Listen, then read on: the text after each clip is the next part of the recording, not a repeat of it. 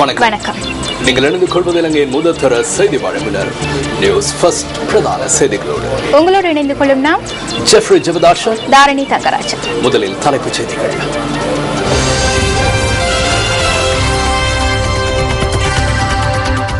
ஊவா மாகாண சபை தேர்தல் செப்டம்பர் 20 617 வேட்பாளர்கள் தேர்தல் களத்தில்.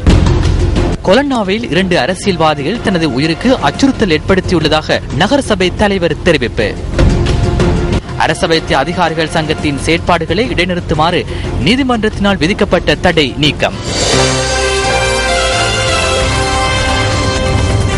ஊவா மாகாண சபை தேர்தல் செப்டம்பர் 20 நடைபெறும் என தேர்தல்கள் ஆணையாளர் மஹிந்த தேசப்பிரிய தெரிவித்தார்.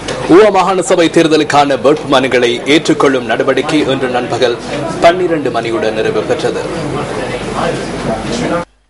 ஊவா மாகாண சபைக்கு 32 உறுப்பினர்களை தெரிவு செய்வதற்காக நடைபெறவுள்ள இந்த தேர்தலில் பதுளை மாவட்டத்தில் அங்கீகரிக்கப்பட்ட 10 அரசியல் கட்சிகளும் 4 சுயேட்சை குழுக்களும் வேட்புமனுக்களை தாக்கல் செய்துள்ளன.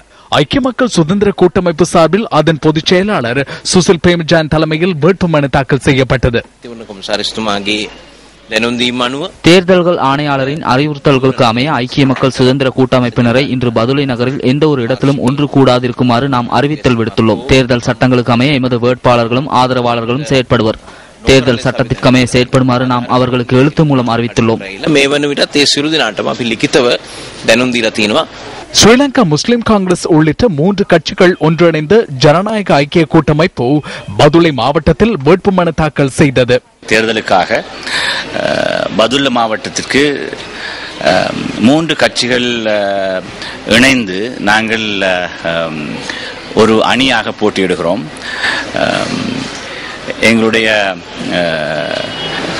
முஸ்லிம்களுக்கான ஆசனம் ஒன்றை பெறுகிற வாய்ப்பு கடந்த மாகாண சபை தேர்தலிலும் தவறி போயிருக்கிற நிலையில் எல்லா கட்சிகளும் ஒன்றிணைந்து போட்டியிட்டு அந்த ஆசனத்தை உறுதிப்படுத்த வேண்டும் என்கிற எதிர்பார்ப்பு மக்கள் மத்தியில் இருந்த ஒரு நிலையில் இந்த தேர்தலில் ஒரு அபரிமிதமான வெற்றி எங்களுக்கு கிட்டும். இலங்கை தொழிலாளர் காங்கிரஸ் மற்றும் எக்ஸத் லங்கா மகா சபா என்பனவும் பதுளை மாவட்டத்தில் வேட்புமனு தாக்கல் செய்தன. பதுளை மாவட்டத்தில் முன்வைக்கப்பட்ட அனைத்து வேட்பு மனுக்களும் ஏற்றுக்கொள்ளப்பட்டுள்ளதுடன் 10 அரசியல் கட்சிகள் சார்பில் 210 பேரும் 4 சுயேட்சை குழுக்கள் சார்பில் 84 வேட்பாளர்களும் போட்டியிட உள்ளனர். முன்னாள் முதலமைச்சர் சஷிந்திர ராஜபக்ச தலைமையில் மொனராகலை மாவட்டத்தில் ஐக்கிய மக்கள் சுதந்திர கூட்டமைப்பு வேட்புமனு தாக்கல் செய்தது. கிராமிய மட்டத்தில் சிறந்த தலைமைத்துவத்தை வழங்கக்கூடியவர்களை நாம் தெரிவு செய்துள்ளோம். எனவே எம்முடன் கைகோர்த்து அனைவரும் எமக்கு பக்கபலமாக இருப்பார்கள் என்று நாம் நம்புகிறோம். தேசிய சுதந்திர முன்னணியில் இருந்து விலகிய முன்னாள் மாகாண சபை உறுப்பினர் WM உதயகுமார் ஊவா மாகாண சபை தேர்தலில் தனித்து போட்டியிடுகிறார். மொனராகலை மாவட்டத்தில் அங்கீகரிக்கப்பட்ட 12 அரசியல் கட்சிகளும் 7 சுயேட்சை குழுக்களும் வேட்புமனுக்களை தாக்கல் செய்துள்ளன. அவ்வாறு சமர்ப்பிக்கப்பட்ட அனைத்து வேட்புமனுக்களும் ஏற்றுக்கொள்ளப்பட்டுள்ளதுடன் அங்கீகரிக்கப்பட்ட அரசியல் கட்சிகள் சார்பில் 204 வேட்பாளர்களும் சுயேட்சை குழுக்கள் சார்பில் 119 வேட்பாளர்களும் ஊவா மாகாணத்தில் போட்டியிட உள்ளனர். அடுத்த ஜனாதிபதி தேர்தலில் புதிய அரசியல் அமைப்பு நகல் ஒன்றை மக்களுக்கு வழங்குவதற்கு அரசாங்கம் இணங்கியிருப்பதாக தேசிய சுதந்திர முன்னணியின் தலைவர் அமைச்சர் விமல் வீரவங்ச தெரிவிக்கின்றார். ஊடக நெறிமுறை கட்டமைப்பு ஒன்றை முன்வைப்பதற்கான கோரிக்கைக்கு அரசாங்கம் இணக்கம் தெரிவித்துள்ளதாக அவர் குறிப்பிட்டார். தமது கட்சியினால் முன்வைக்கப்பட்ட கோரிக்கைகளுக்கு அரசாங்கம் வழங்கிய பதில் தொடர்பில் ஊடகவியலாளர் சந்திப்பின் போது அவர் தெளிவுபடுத்தினார்.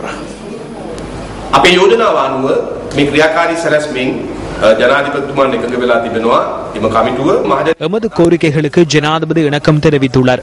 மக்களுக்கு முழுமையான முறையில் உரிமைகளை வழங்குவதோடு பொருளாதார நடவடிக்கைகளை மேம்படுத்தும் நோக்கில் புதிய அரசியலமைப்பு உருவாக்கப்பட வேண்டும். அது தொடர்பில் மக்களின் கருத்துக்கள் பெற்றுக் கொள்ளப்படுவதுடன் அது குறித்து பாராளுமன்ற தெரிவுக்குழு ஊடாக முன்வைப்பதன் மூலம் அடுத்த ஜனாதிபதி தேர்தலின் போது மக்களின் அனுமதிக்காக வழங்கப்பட வேண்டும் என்றும் கோரிக்கை விடுத்தோம்.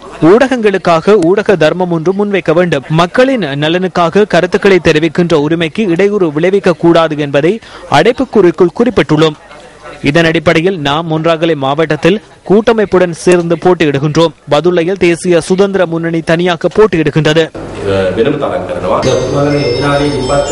அரசாங்கத்தை சரியான பாதையில் இட்டுச் செல்வதற்காக இந்த கோரிக்கைகளை முன்வைத்துள்ளீர்கள். இல்லை என்றால் அரசாங்கத்துடன் இருக்க முடியாது என்று கூறினீர்கள். தற்போது உங்கள் நோக்கம் மாறியுள்ளதா? நிலைமைகள் மாறும் போது அரசியல் நிலைமைகள் மாறுகின்றன. இவர் அரசாங்கத்தின் ஒப்பந்தக்காரர் என்று நாம் கூறினோம். அது தற்போது சரியாகியுள்ளது. மஞ்சள் நிற சட்டையை அணிந்து அதற்கு மேலால் சட்டையொன்றை அணிய முடியாத இவர் மக்களுக்கு இந்த சட்டையை அணிவித்து அதில் சின்னத்தை பொறித்துக் கொண்டு போய் வேட்புமனு தாக்கல் செய்கின்றார். தற்போது எந்த அளவுக்கு அரசியலில் வங்குரோத்து ஏற்பட்டுள்ளது. விமல் வீரவங்ச சகோதரர் ஊவாவுக்கு சென்று சுரண்டி பார்ப்பார். அங்கு என்ன கூறுகின்றார் என்று பார்க்க வேண்டும் என்பதுதான் எமது தேவை. சுரண்டுவது சரிவராது என்பதனால் அரசாங்கத்துடன் இணைந்து கொண்டுள்ளார். பிரேசில் அமைச்சரே, அவருக்கு செல்வதற்கு கொஞ்சம் அனுமதி வழங்கி இருக்கலாம். சென்று வந்தால் தெரியும் எத்தனை வாக்குகள் கிடைக்கும் என்று. ஓவா மாகாண சபை தேர்தல் தொடர்பில் தெரிவிக்கப்பட்ட கருத்துக்கள் அடுத்து.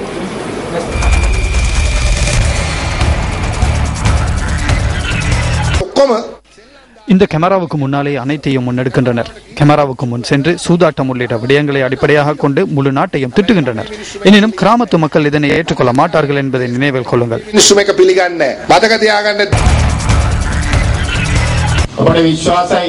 இந்த தேர்தலில் அரசாங்கத்துக்கு குறைந்தபட்சம் 1 லட்சம் வாக்குகளாவது இல்லாது போகும் என்று நாம் நம்புகின்றோம். இந்த வருட இறுதியில் 5-6 லட்சம் வாக்குகளை இந்த அரசாங்கம் இழந்து வீட்டுக்கு செல்லும். நாட்டின் நிலை தொடர்பில் மக்கள் புரிந்து கொண்டுள்ளார்கள். அரசியல்வாதிகள் என்பது நாட்டை ஆட்சி செய்வோர் அல்ல, நாட்டை நாசமடைய செய்வோர் என்பதனை புரிந்து கொண்டுள்ளனர்.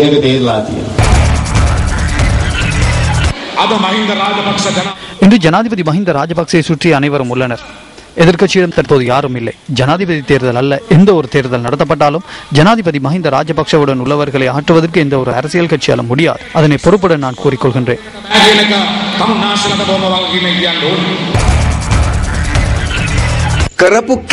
கடந்த 5 வருடங்களாக எதனையும் செய்யவில்லை. மாகாண சபை அதிகாரத்தை பயன்படுத்தி எதிர்காலத்தில் எதனை முன்னெடுப்பார்கள் என்று கூறுவதற்கு எதுவும் இல்லை. எதனை கூறுவார்கள்? நாங்கள் வெற்றி பெறுவோம் என்று கூறுவார்கள். யார் எதனை கூறினாலும் நாம் வெற்றி பெறுவது உறுதி என்று கூறிக்கொண்டிருப்பார்கள்.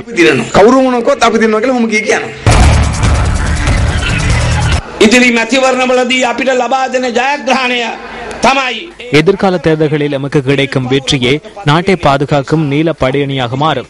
அதனால் இந்த மாவட்டத்தில் இடம்பெறும் எந்த ஒரு தேர்தலிலும் விசேட வெற்றியை பெறுவதனூடாகவே ஜனாதிபதி மற்றும் அரசாங்கத்துக்கு பலத்தை வழங்க முடியும்.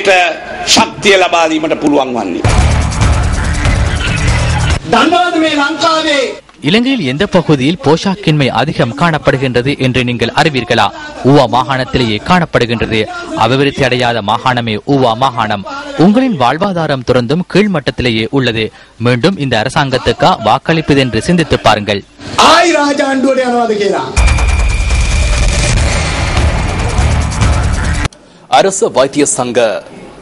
அரசு வைத்திய அதிகாரிகள் சங்கத்தின் செயற்பாடுகளை இடைநிறுத்துமாறு கல்கிஸ் மாவட்ட நீதிமன்றத்தினால் விதிக்கப்பட்டிருந்த தடை நீக்கப்பட்டுள்ளது. இதன் அடிப்படையில் சீல் வைக்கப்பட்டிருந்த அலுவலகத்தை சங்கத்தின் அதிகாரிகள் இன்று திறந்து வைத்தனர். வைத்தியர்கள் சிலர் விடுத்திருந்த வேண்டுகோளுக்கு அமைய கடந்த ஜூன் மாதம் 27ஆம் தேதி கல்கிஸ் மாவட்ட நீதிவான் நீதிமன்றத்தினால் இந்த உத்தரவு பிறப்பிக்கப்பட்டிருந்தது. இன்று அந்த தடை உத்தரவை நீக்கியதோடு முறைப்பாட்டாளர்களுக்கு எதிர்வரும் செப்டம்பர் மாதம் 11ஆம் தேதி பதில் வழங்குமாறு நீதிமன்றம் உத்தரவு பிறப்பித்தது. நீதிமன்றத்தில் 1337 வழக்கின் தடையுத்தரவு இன்று நீக்கப்பட்டது. எதிர்காலத்தில் உத்தரவு பிறப்பிக்கப்படும். செப்டம்பர் 29ஆம் தேதிக்கு பின்னர் பிரதிவாதியும் எதிர்ப்பு தெரிவிக்க முடியும் என்றும் தெரிவிக்கப்பட்டது.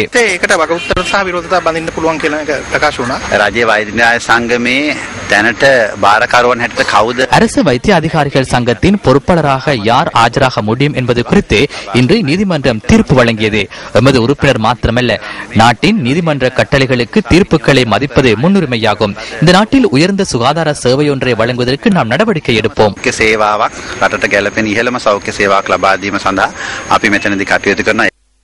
பின்னர் இங்கு வந்த அரசு வைத்திய அதிகாரிகள் சங்க உறுப்பினர்கள் அலுவலகத்தை திறந்தனர்.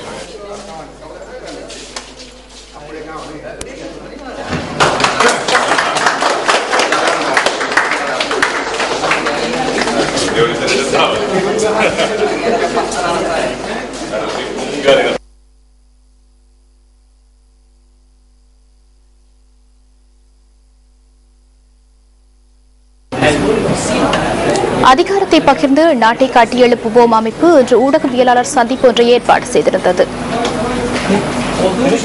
காணாமல் போனோரை கண்டறியும் அமைப்பினர் அவர்களது செயல்பாடுகளுக்கு இடையில் விலை கோட்டுகின்றது. இது கவலைக்குரியது. இது முதல் முறை அல்ல, பல முறை நடந்திருக்கின்றது. ஊடக நாடுகளுக்குள்ளே நுழைந்து குழப்பம் விளைவிக்கின்றார்கள், கூட்டங்களே உள்ளே நுழைந்து குழப்பம் விளைவிக்கின்றார்கள். நாளை மறுநாள் வீடுகளுக்கு நுழைந்து சமையல் அறைக்குள்ளேயும் படுக்கை அறைக்குள்ளேயும் குளியல் அறைக்குள்ளேயும் நுழைந்து கூட அவர்கள் குழப்பம் விளைவிப்பார்கள். அந்த அளவுக்கு சட்டத்தை கையில் எடுத்துக் கொண்டிருக்கின்றார்கள். இது நாடு அராஜகம் மிகுந்த ஒரு நாடு, சட்டம் ஒழுங்கு சீர்குலைந்த ஒரு நாடு என்ற செய்தி இன்று உலகம் முழுக்க போயிருக்கின்றது. ஏனென்றால் இந்த கூட்டத்திலே கொழும்பில் செயல்படக்கூடிய பல்வேறு தூதரகங்களின் அதிகாரிகள் கலந்து கொண்டிருக்கின்றார்கள். இதன் மூலமாக நேரடியாக அவர்கள் நாட்டிற்குரிய அராஜகத்தை, சட்டம் ஒழுங்கு சீர்குலைவை நேரடியாக பார்க்கக்கூடிய ஒரு சந்தர்ப்பம் கிடைத்திருக்கின்றது. தர்கா டவுன்ல ஒரு ஆமி கேம்ப், தர்கா டவுன்ல இவ்வளவு அநியாயம் நடந்து 4 சிங்கள வீடு 10 அதை உடனடியாக ரிப்பேர் பண்ணி அந்த 4 வீட பாருங்க ஆமிக்க மாற்ற போறாரு. எவ்வளவு ஆயிரக்கணக்கான மக்கள் கஷ்டப்பட்டு குடிக்கிறாங்க அழுக்காமையில. அந்த 4 வீட்டை கெட்டி அதை ஓபன் பண்ண பேத்திக்காரு ஆமி கமாண்ட் போனே மட்டும் இல்ல, அங்க சொல்லிட்டு வந்திருக்காரு நாங்க அங்கேயும் ஒரு ஆமி கேம்ப் போட போறோம். போடுங்க நல்லா. இலங்கையில் இருக்கிற எல்லா இடத்துலயும் தமிழ் மக்களோட ட்ரெடிஷனையும் தமிழ் மக்களோட கல்ச்சரையும் நாசமாக்கிட்டீங்க. அங்க ஒரு புள்ளிய கொண்டு போய் 5 பேர் நேவியால ரேப் பண்றான். நேற்று கழுத்தறையில அதே இன்சிடென்ட் நடந்து அதுவும் ஒரு ஆர்மி ஆபீசர் தான் அந்த புள்ளியை ரேப் பண்ணதா சொல்றாங்க. ரைட் போனா அழுக்காவிலே கொண்டு போட்டு அழுக்காவிலே இருக்கிற முஸ்லீம் கல்ச்சரை இல்லாம தான் நீங்க நடவடிக்கை எடுத்திருக்கீங்க. இதேவேளை தேசிய ஐக்கிய முன்னணியின் தலைவர் ஆசாத் சாலியின் குற்றச்சாட்டு தொடர்பில் ராணுவ பேச்சாளர் பிரிகேடியர் ருவான் வணிகசூரியவிடம் நியூஸ் ஃபர்ஸ்ட் வினவியது. இந்த குற்றச்சாட்டுகள் அடிப்படையற்றவை என்பதுடன் பேருவளை, தர்கா நகர் மற்றும் அலுத்கம போன்ற மக்கள் செறிவான பகுதிகளில் எந்த ஒரு இடத்திலும் ராணுவ முகாம் அமைப்பதற்கான தீர்மானம் ராணுவத்தினரால் மேற்கொள்ளப்படவில்லை என்று அவர் சுட்டிக்காட்டினார். இருப்பினும் களுத்துறை மாவட்டத்திற்கு என ராணுவ முகாம் ஒன்றை அமைப்பதற்கான கோரிக்கை பிரதேச தலைமைத்துவங்களால் முன்வைக்கப்பட்டிருப்பதாக ராணுவ பேச்சாளர் குறிப்பிட்டார். எவ்வாறாயினும் இந்த யோசனைக்கமைய களுத்துறை மாவட்டத்தில் ராணுவ முகாம் ஒன்றை அமைப்பதற்கான காணி இதுவரை அடையாளம் காணப்படவில்லை என்பதுடன் பேருவளை, தர்கா நகர் மற்றும் அலுத்கம பகுதிகளில் அதற்கான எந்த ஒரு ஏற்பாடுகளும் ராணுவத்தினரால் முன்னெடுக்கப்படவில்லை என்றும் பிரிகேடியர் ருவான் வணிகசூரிய குறிப்பிட்டார். பல கோரிக்கைகளை முன்வைத்து கொழும்பில் இன்று எதிர்ப்பு நடவடிக்கைகள் முன்னெடுக்கப்பட்டன. நடமாடும் வியாபாரிகளின் உரிமைகளை பாதுகாத்து தருமாறு கோரி சுயதொழிலாளர்கள் சம்மேளனம் புறக்கோட்டை ஆல்கோட் மாவட்டத்தில் எதிர்ப்பு நடவடிக்கையொன்றை ஆரம்பித்தது. இதனால் ஆல்கோட் மாவட்டத்தின் போக்குவரத்து 25 நிமிடங்களுக்கு தடைப்பட்டதாக எமது செய்தியாளர் கூறினார்.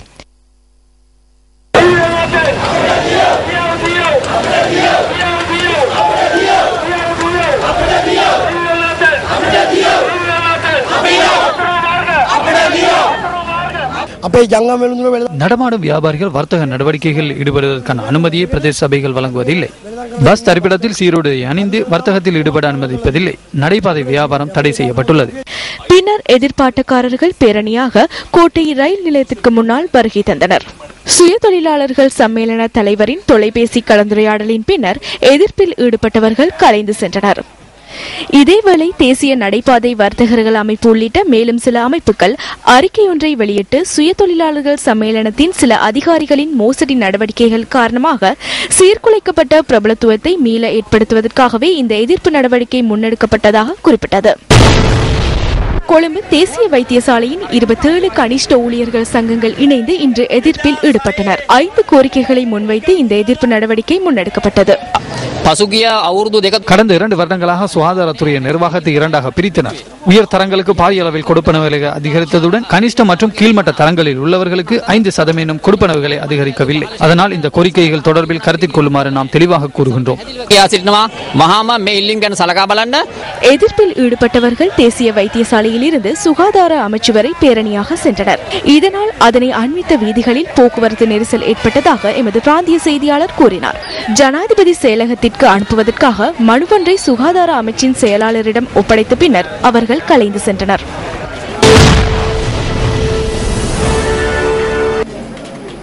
வடமாகாண தொண்டர் ஆசிரியர்கள் சிலர் இன்று காலை யாழ்ப்பாணத்தில் கவன ஈர்ப்பு போராட்டம் ஒன்றை முன்னெடுத்தனர். தமக்கு நிரந்தர நியமனங்களை வழங்குமாறு கோரி வடமாகாண சபை கல்வி அமைச்சின் அலுவலகத்திற்கு முன்பாக தொண்டர் ஆசிரியர்கள் கவனஈர்ப்பு போராட்டத்தை முன்னெடுத்திருந்தனர். தொடர்ந்தும் தாம் புறக்கணிக்கப்பட்டு வருவதாகவும் இந்த விடயம் தொடர்பில் உரிய அதிகாரிகளுக்கு தெரிவித்தும் எந்தவித நடவடிக்கையும் எடுக்கப்படவில்லை எனவும் போராட்டத்தில் ஈடுபட்டவர்கள் தெரிவித்தனர். தாம் பல வருடங்களாக வேதனமின்றி சேவையாற்றி வருவதாகவும் நேர்முக தேர்வுகளில் தோற்றியிருந்த போதிலும் தாம் தட்டி கழிக்கப்பட்டுள்ளதாகவும் தொண்டர் ஆசிரியர்கள் குற்றம் சுமத்துகின்றனர். இதேவேளை போராட்டத்தில் ஈடுபட்ட தொண்டர் ஆசிரியர்கள் வடமாகாண கல்வி அமைச்சரை சந்தித்து தமது கோரிக்கை தொடர்பில் தெளிவுபடுத்தியுள்ளனர். வட மாகாணத்திலே போர் நடைபெற்ற காலங்களிலும் சரி, அதுக்கு முன்னைய காலங்களிலும் சரி, இப்பொழுதும் சரி, பல பாடசாலைகளுக்கு நாங்கள் ஆசிரியர்களை நியமிப்பது மிகவும் கடினமான வேலையாக இருக்கிறது. குறிப்பாக கணித பாடம், விஞ்ஞான பாடம், ஐடி பாடம், ஆங்கில பாடம் போன்ற பாடங்களுக்கு ஆசிரியர்களை அனுப்புவதிலே மிகவும் சிரமப்பட்டு கொண்டிருக்கின்றோம்.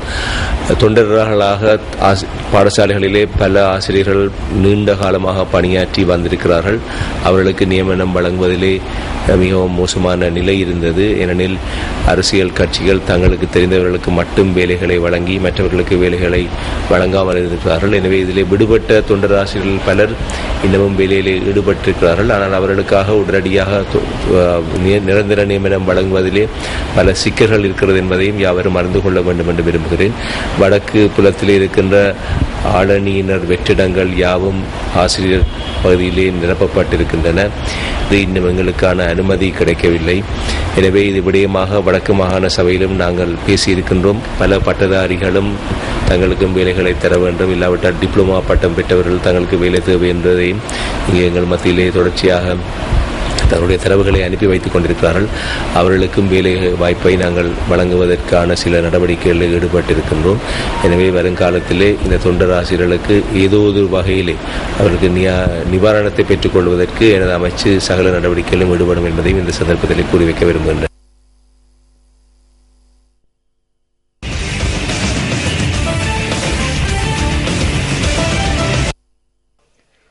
கொழும்பு வீட்டு பிரச்சினைக்கு நகர அபிவிருத்தி அதிகார சபை வழங்கும் தீர்வு தொடர்பில் கடந்த சில நாட்களாக நாம் உங்களுக்கு தகவல்களை வழங்கினோம். கொழும்பில் குடிசை மற்றும் குறைந்த வசதிகளுடன் வாழும் அனைவருக்கும் நவீன வீடொன்றை வழங்குவதே 2016 ஆண்டளவில் 40,000 வீடுகளை நிர்மாணிக்கும் இலக்கை நோக்கி பயணிக்கும் நகர அபிவிருத்தி அதிகார சபையின் நோக்கமாக அமைந்துள்ளது.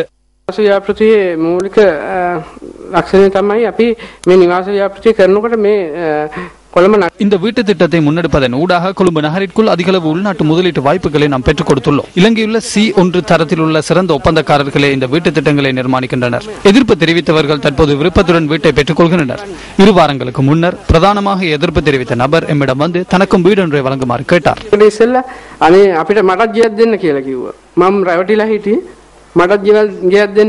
அழகுபடுத்தப்படும் கொழும்பிற்கு அதிக முதலீடுகளும் தற்போது வந்த வண்ணம் உள்ளன.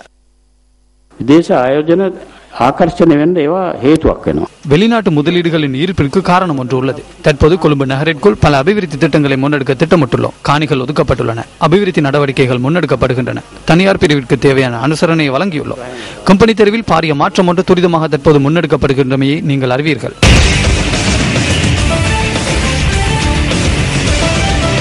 நீங்கள் இணைந்திருப்பது இலங்கையின் முதற்தர செய்தி வழங்குனர் நியூஸ் ஃபர்ஸ்ட். பிரதான செய்திகளோடு தாரணை அண்மையில் நாங்கள் பார்க்கக்கூடியதாக இருந்தது. நாட்டின் பல பகுதிகளில் அதிகளவான வறட்சி ஏற்பட்டது. இதனால் மக்கள் அதிகமாக பாதிக்கப்பட்டார்கள் இல்லையா? ஆம் ஜெப்ரி, மக்கள் மாத்திரமின்றி விலங்குகளும் வெகுவாக இந்த வறட்சியினால் பாதிக்கப்பட்டிருந்தன. இருப்பினும் தாரணி, இதுவரை இந்த பாதிக்கப்பட்ட மக்களுக்கான நிவாரணங்கள் வழங்கப்படவில்லை என்பது கவலைக்குரிய விடயம் அல்லவா? ஆம் ஜெப்ரி, அத்துடன் இன்றைய தினம் வறட்சியினால் பாதிக்கப்பட்ட கிளிநொச்சியின் சில கிராமங்களுக்கு நாம் விஜயம் மேற்கொண்டிருந்தோம். இலங்கையின் மலையகம் தவிர்ந்த அனைத்து பிரதேசங்களிலும் வறட்சி நிலவுகின்றது. கிளிநொச்சி மாவட்டம் குளங்கள் நிறைந்த மாவட்டம். இந்த குளங்களில் நீர் நிறைந்து காணப்படும் போது மாவட்டத்தின் செழிப்புக்கு அளவே இல்லை. ஆனால் இன்று அந்த செழிப்பை காண முடியவில்லை. எங்கு பார்த்தாலும் வறட்சியின் பாதிப்புகளை காண முடிகின்றது.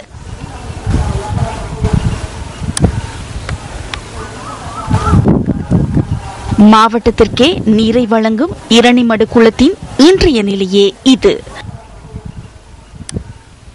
இவ்வாறு மாவட்டத்தின் அனைத்து பாகங்களிலும் மக்கள் நீர் தட்டுப்பாடு காரணமாக சிரமங்களை எதிர்கொள்கின்றனர். இந்த நிலையில் புதிதாய் மீள்குடியேறிய மக்கள் நீரின்றி அவதிப்படும் காட்சிகளே இவை. இந்த நிலைமையை பொறுக்க முடியாத மக்கள் இயற்கையின் வளமாக இறைவன் நமக்கு கொடுத்த நீரை இன்று பணம் கொடுத்து வாங்கும் நிலைக்கு தள்ளப்பட்டுள்ளனர். 1 லிட்டர் நீரை வாங்க ₹1 வீதம் மக்கள் செலவிடும் நிலைமை ஏற்பட்டுள்ளது. 1 லிட்டருக்கு ₹1 படி. அப்ப நாங்க 500 லிட்டர் எடுத்தா 500 நாங்க கட்ட வேண்டிய நிலை இருக்குது. இந்த நிலைமையை கோனாவில் கிழக்கு பகுதியில் காணக்கூடியதாயுள்ளது. ஒரு பவுச தண்ணி எடுக்கிறதுக்கு 1400 முடியுது. இதுல நாங்களும் ஒரு பேக்கெட் சீமந்தத்தில் வேலை செய்யக்கூடிய மாதிரி இருக்கும். தண்ணி உதவி செஞ்சா எங்களுக்கு இன்னும் இலகுவா இருக்கும். தண்ணி தான் முக்கியம். குடிக்கிறதுக்குண்டாலே தண்ணி இல்ல எங்களுக்கு. இங்க இருந்து எப்படி 3/4 கட்ட தூரம் போய் தான் குடி தண்ணி எடுத்துட்டு வராங்க. தமது இருப்பிடங்களை அமைத்துக் கொள்வதற்காக இந்த மக்கள் பெரும் பாடுபடுகின்றனர். தண்ணிக்கு எங்களுக்கு ஏதாவது ஒரு வழி செய்வீங்கள் என்ற நம்பிக்கையோட நாங்க உங்களிடம் கேட்டுக்கொள்கிறோம். உங்கள் வாழ்க்கை எங்கள் செய்தி. உலகின் பொருளாதார வல்லுநராக ஆசியா மாறி வருகின்ற சந்தர்ப்பத்தில் அதன் பிரதிபலன்களை பெறுவதற்கு இலங்கை ஆசிய நாடுகளுடன் பொருளாதார தொடர்புகளை வலுப்படுத்திக் கொள்ள வேண்டும் என மத்திய வங்கியின் ஆளுநர் அஜித் நிவாட் கப்ரால் தெரிவிக்கின்றார். 2030 ஆண்டளவில் உலக பொருளாதாரத்துக்கு அதிக ஒத்துழைப்பை வழங்கும் வலயமாக ஆசியா மாறும் என ஆய்வுகளின் ஊடாக கண்டறியப்பட்டுள்ளதாக அவர் சுட்டிக்காட்டியுள்ளார். இலங்கை மற்றும் வியட்நாமுக்கு இடையில் வர்த்தக நடவடிக்கைகளுக்கான நிலையம் ஒன்று மத்திய வங்கியின் ஆளுநர் அஜித் நிவாட் கப்ரால் தலைமையில் கலனியில் இன்று திறந்து வைக்கப்பட்டது.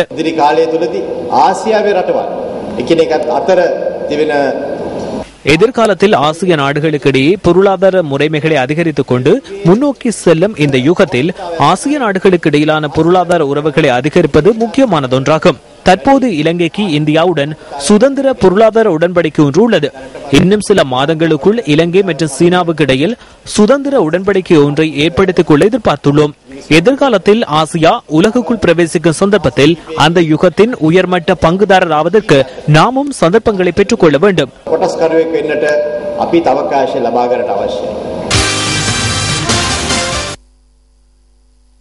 ඉතින් කියන්න තියෙන මෙච්චරයි කොහේ හරි හංගලා හරි ඉන්නවා නම් ඉක්මනට එන්න දනින්ද පුතේ අපි ඔයාන කම්බරාගෙන ඉන්නවා.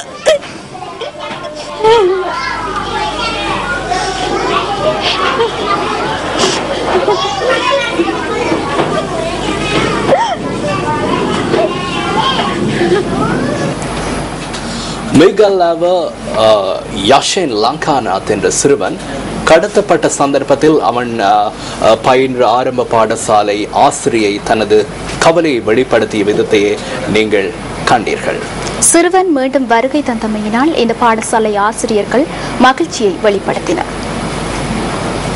கல்கம்பு மீகலேவ யஷேன் லங்காநாத் கடத்தி செல்லப்பட்டதன் பின்னர் அவரின் பாடசாலையான புல்னேவ ஆரம்ப பாடசாலைக்கு நாம் சென்றது உங்களுக்கு நினைவில் உள்ளதா? அன்று வெற்றிடமாக காணப்பட்ட யஷேனின் ஆசனம் ஞாபகம் இருக்கின்றதா? யஷேன் இல்லாத காரணத்தினால் ஆரம்ப பாடசாலை மாணவர்கள் மற்றும் ஆசிரியர்கள் அதிர்ச்சிக்குள்ளாகியிருந்தனர். சிறுவன் கண்டுபிடிக்கப்படும் வரை மூடப்பட்டிருந்த ஆரம்ப பாடசாலை இன்று மீண்டும் திறக்கப்பட்டது.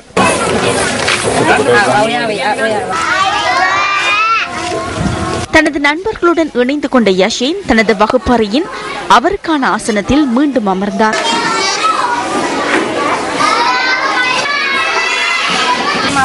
யஷேன் உள்ளிட்ட ஆரம்ப பாடசாலை மாணவர்களுக்கு இதன் போது மகா சங்கத்தினர் ஆசி வழங்கினர். எனது பிள்ளைக்காக சிரமப்பட்டமை குறித்து அனைவரையும் வணங்குகின்றேன். இதனை தவிர வேறொன்றும் எனக்கு செய்ய தெரியவில்லை. வயது பேதமின்றி அனைவரையும் வணங்குகின்றேன். உங்கள் வாழ்க்கை எங்கள் செய்தி.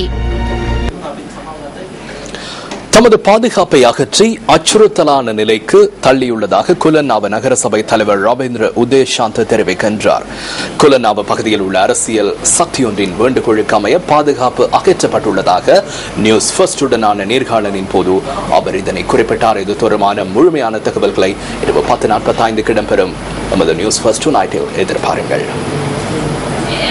இஸ்ரேலுக்கும் பலஸ்தீனத்திற்கும் இடையிலான பேச்சுவார்த்தை எகிப்தின் தலைநகர் கெய்ரோவில் ஆரம்பமாகியுள்ளது. காசாவில் கடந்த 4 வாரங்களாக முன்னெடுக்கப்பட்ட தாக்குதலில் 1900க்கும் அதிகமானவர்கள் பலியாகியுள்ள நிலையில் இந்த பேச்சுவார்த்தை முன்னெடுக்கப்பட்டுள்ளது. இஸ்ரேல் மற்றும் பலஸ்தீன பிரதிநிதிகளுடன் எகிப்தின் மத்தியஸ்த பிரதிநிதிகள் தனித்தனியாக பேச்சுவார்த்தைகளில் ஈடுபட்டுள்ளனர். இஸ்ரேலுக்கும் ஹமாஸ் இயக்கத்திற்கும் இடையிலான 72 மணித்தியால யுத்த நிறுத்தம் 2ஆம் நாளாக இன்று கடைபிடிக்கப்பட்டு வருகின்றது. இந்த யுத்த நிறுத்தத்தை பயன்படுத்தி இருதரப்பும் பரந்துபட்டு பேச்சுவார்த்தையை முன்னோக்கி கொண்டு செல்ல வேண்டும் என அமெரிக்க ராஜாங்க செயலாளர் ஜான் கெரி வலியுறுத்தியுள்ளார். அடுத்தது எங்களுடைய அவதானம் விளையாட்டுச் செய்திகளுக்கு. இலங்கை மற்றும் பாகிஸ்தான் அணிகளுக்கு இடையிலான முதலாவது டெஸ்ட் கிரிக்கெட் போட்டி காலையில் ஆரம்பமாயிருக்கிறது. முதலாவது நாள் ஆட்டம் நிறைவு பெறும் போது பாகிஸ்தான் அணி 4 விக்கெட்டுகளை இழந்து 261 ஓட்டங்களை பெற்றிருக்கிறது. குறிப்பாக பாகிஸ்தான் அணி சார்பாக யூனுஸ் கான் சிறந்த முறையிலேயே துடுப்பெடுத்தாடி சதத்தை பெற்றுக் கொண்டமை குறிப்பிடத்தக்கது.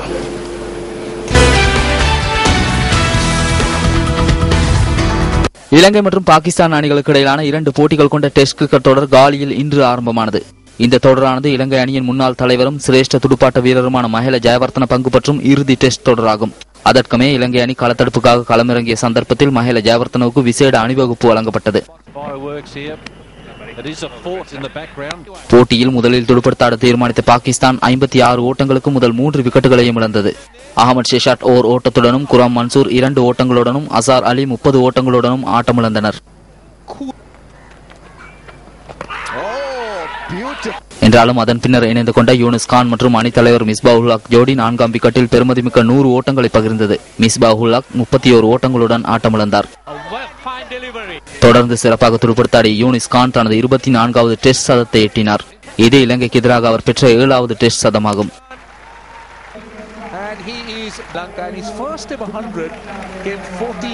யூனிஸ் கான் மற்றும் அசாத் சாஃபிக் ஜோடி வீழ்த்தப்படாத 5ஆம் விக்கெட்டில் 105 ஓட்டங்களை பகிர்ந்தது. அசாத் சாஃபிக் தனது 9வது டெஸ்ட் அரைச்சதத்தை கடந்தார்.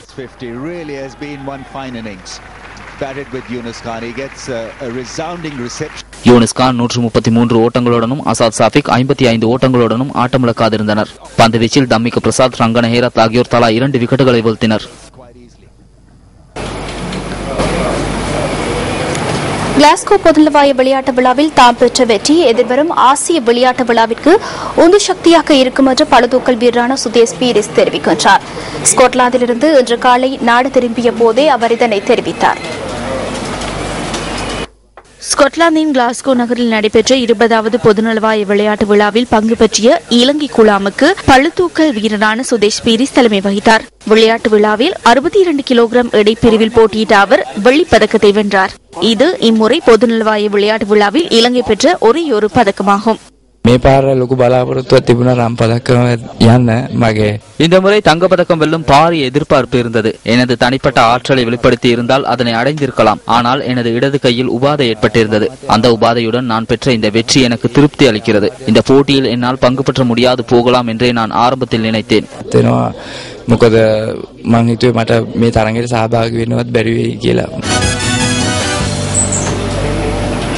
ஆஸ்திரேலியாவின் பெர்த் நகரில் உள்ள ரயில் நிலையம் ஒன்றில் பொருத்தப்பட்டிருந்த சிசிடிவி கேமராவில் பதிவான காட்சி ஒன்றை உங்களுக்கு தந்து இன்றைய நியூஸ் ஃபர்ஸ்ட் இரவு 8 மணி பிரதான செய்திகளில் இருந்து விடைபெறுகிறோம். வணக்கம். வணக்கம்.